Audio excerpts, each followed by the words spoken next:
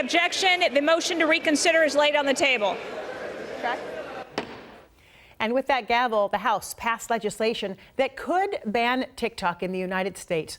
Legislators on both sides of the aisle argued the popular video sharing app is a national security threat because its parent company is linked to China. The bill does not outright ban TikTok, and it faces an uphill battle in the Senate. If passed, it would give its parent company 5 months to sell the platform, or it would face that ban. So here is a breakdown of how Washington's lawmakers voted. Our state, as you know, has 10 U.S. representatives, 8 Democrats, 2 Republicans. 8 lawmakers voted yes, 2 said no, and both of the nays coming from Democrats. Representative Rick Larson from the state's 2nd District, which includes parts of Whatcom and Snohomish counties, and Representative Pramila Jayapal, who represents the 7th District, which includes Seattle.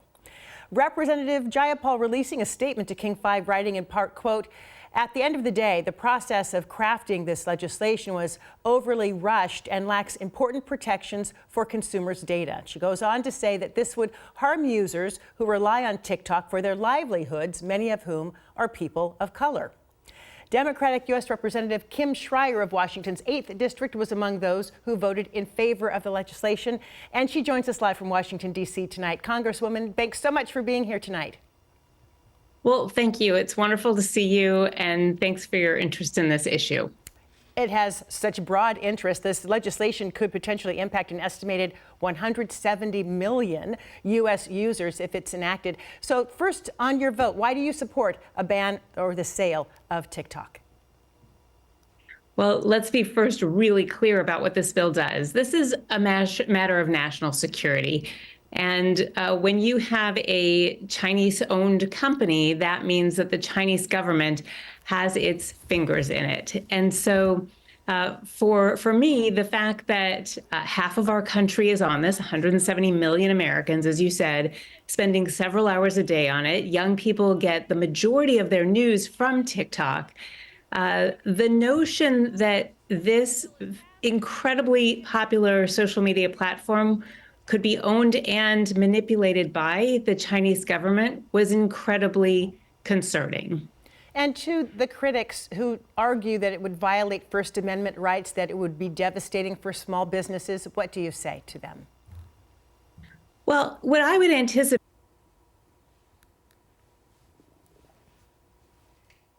to a U.S. interest or to an allied nation.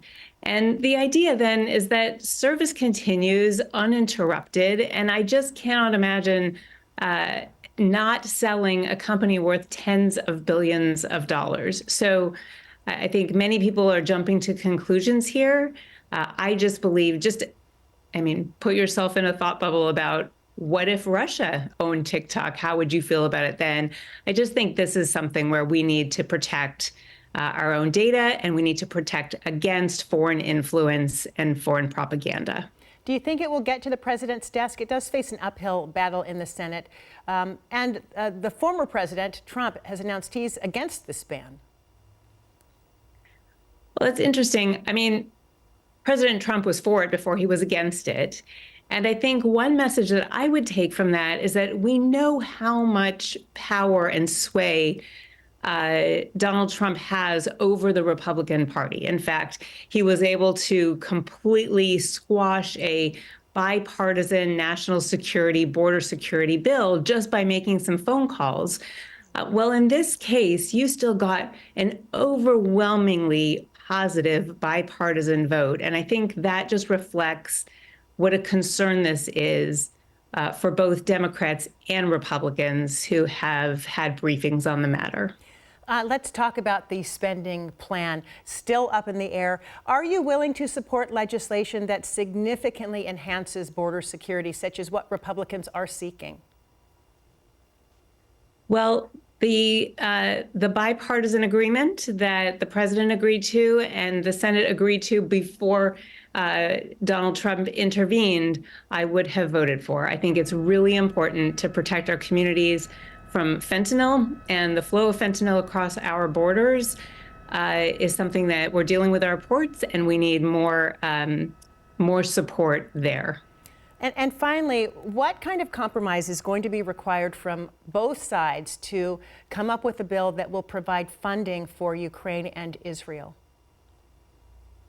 Well, I think that the most logical path forward in order to protect democracies around the world and support our allies and provide humanitarian aid to innocent Palestinians in Gaza is to simply take up the bill that passed 70-30 in the Senate, put it on the floor of the House for an up or down vote.